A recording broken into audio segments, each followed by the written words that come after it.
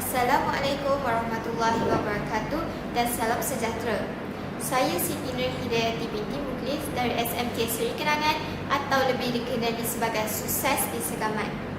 Saya telah memilih karya Abdul Latif Talib yang berjudul Perang-Perang yang Benar untuk diresesikan pada hari ini. Buku yang mengandungi 706 halaman muka surat ini telah diterbitkan pada tahun 2011. Abdul Latif Talib merupakan penulis novel sejarah nombor 1 di Malaysia. Beliau telah menulis lebih daripada 20 buah novel sejarah Islam dan juga sejarah Melayu. Saya memilih buku ini untuk diresensikan kerana saya ingin berkongsi serba sedikit kisah perjuangan dan pengorbanan para juri Islam terdahulu demi mempertahankan agama Islam. Izinkan saya menyampaikan sebuah pantun. Ayam sekawan di dalam reban, riuh pagi diumpan seluang, adat pahlawan rela berkorban, pantang mundur sebelum berang. Allah telah berfirman dalam surah At-Taubah ayat ke-36 yang bermaksud, dan perangilah kaum kafir Quraisy seluruhnya sebagaimana mereka memerangi kamu seluruhnya. Perang adalah suci, itulah yang menarik dalam Islam.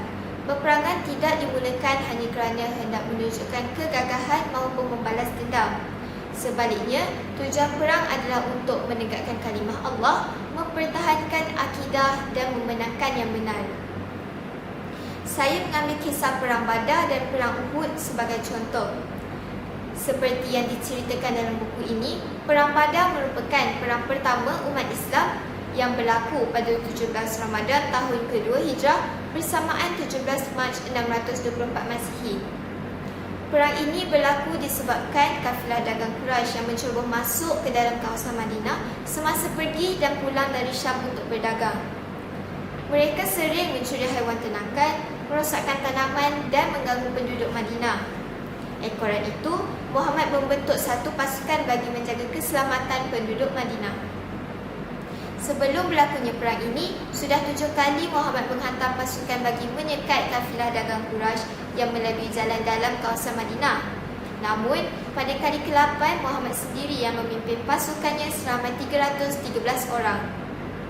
Bukan itu sahaja peristiwa yang mendorong kepada berlakunya peperangan ini. Keangkuhan Abu Jahal dalam memimpin pasukan Quraisy juga menjadi asbab tercetusnya perang. Abu Jahal mewajibkan semua lelaki di Mekah keluar bersamanya atau mewakilkan orang lain sebagai pengganti bagi menyelamatkan kafilah dagang Quraisy yang dilaporkan dirampas Muhammad dan pengikutnya.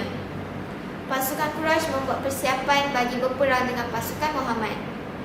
Apabila Muhammad tahu tentang kemarahan pasukan Quraisy, beliau segera bermusyawarah dengan semua anggota pasukannya yang terdiri daripada kaum Ansar dan kaum Muhajirin. Mereka menyatakan kesanggupan untuk berperang kerana tidak mahu dituduh penakut. Akhirnya berlakulah Perang Badar. Seterusnya, Perang Uhud pula berlaku pada 11 Syawal tahun ke-3 Hijrah bersamaan 26 Mac 625 Masihi. Pecahnya Perang Uhud ini disebabkan keinginan balas dendam dari Abu Sufyan dan kaum Quraisy atas kekalahan mereka dalam Perang Badar. Lagi pula, kaum Quraisy cemburu terhadap perkembangan populariti Islam di kawasan Madinah dan keinginan untuk menghilangkan dominasi Muhammad di kawasan Madinah. Pasukan musyrikin yang terdiri daripada 3,000 orang lengkap bersenjata dan mendapat bantuan daripada beberapa kabilah Arab, antaranya Kinanah dan Tihamah.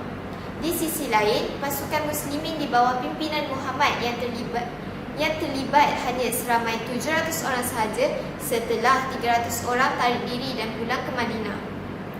Dalam pertempuran di kaki Gunung Uhud, pasukan muslimin mengalami kekalahan di mana 71 orang gugur syahid.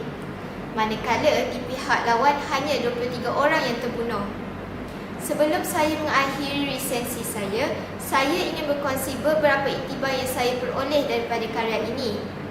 Yang pertama, sesuatu kebenaran tidak dapat ditegakkan jika ianya tidak disertai dengan strategi yang betul, perancangan dan penyusunan yang kemas dan rapi. Selain itu, syura sebelum membuat apa-apa keputusan merupakan asas pentadbiran dan kualiti Islam yang tetap. Oleh itu, ianya tidak harus diabaikan. Saya akhiri resensi saya dengan wabillahi taufiq wal hidayah. Assalamualaikum warahmatullahi wabarakatuh.